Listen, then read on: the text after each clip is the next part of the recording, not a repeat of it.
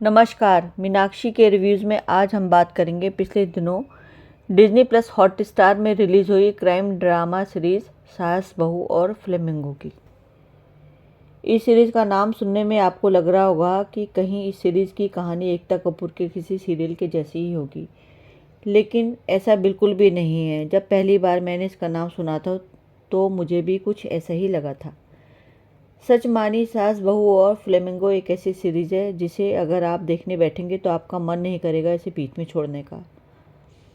करीब करीब 50 मिनट से लेकर 1 घंटे तक के 8 एपिसोड देखना हालांकि थोड़ा मुश्किल होता है, लेकिन फिर भी आप इसे देखकर बोर नहीं होंगे।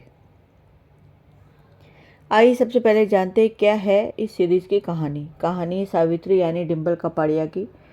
सावित्री अपनी बेटी शांता यानी राधिका मदान और अपनी 2 बहुओं बिजली यानी ईशा तलवार और काजल यानी अंगिरा धर और गोद लिए बेटे धीमन यानी उदित अरोड़ा के साथ मिलकर बॉर्डर के पास रण क्षेत्र में हैंडीक्राफ्ट के आड़ में ड्रग्स का कारोबार चलाती है।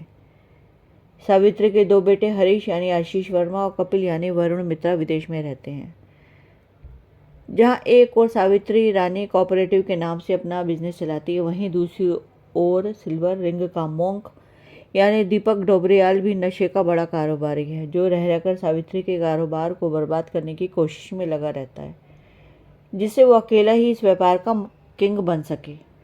इसके अलावा मुंबई की नारकोटिक्स टीम भी सावित्री तक पहुंचने की कोशिश में लगी है।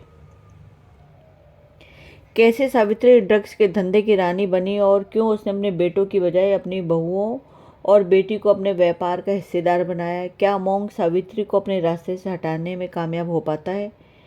क्या मुंबई की नारकोटिक्स टीम सावित्री तक पहुंच पाती है। सब जानने के लिए तो आपको यह सीरीज़ देखनी पड़ेगी। अब बात करते हैं हमने की, तो सबसे पहले बात करेंगे अभिनेत्री डिम्पल कपाड़िया की। पूरी सीरीज़ में वो छाई हुई हैं। इतना अधिक स्क्रीन स्पेस तो शायद उन्हें किसी फिल्म में भी नहीं मिला होगा।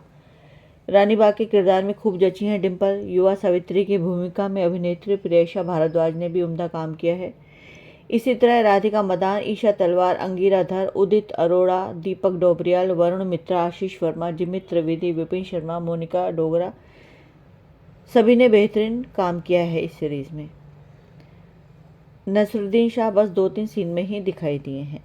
अब बात करते हैं निर्देशन की, तो होमी अजानिया ने कोई कसर नहीं छोड़ी सीरीज़ को रोमांचक बनाने में। इस सीरीज़ को और भी बेहतरीन बनाने में उनका साथ दिया है लेखक सौरभ डे, करण व्यास, नंदिनी गुप्ता और अमन मन्नान ने।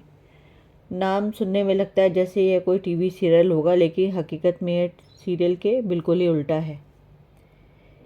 किसी ने सपने में भी नहीं सोचा होगा कि कभी सास बहू इस रूप में हो सकती हैं। रसोई घर और पूजा पाठ से अलग भी सास बहू इस रूप में कभी देखने को मिलेंगी, क्योंकि यह टीवी धारावाहिक नहीं है। ये OTT पर प्रसारित अडल्ट कंटेंट वाली वेब सीरीज़ है, तो इसमें भरपूर मात्रा में गाली गलौच और सेक्स सीन है। ये सेक्स सीन थोड़े नहीं बल्कि बहुत हैं।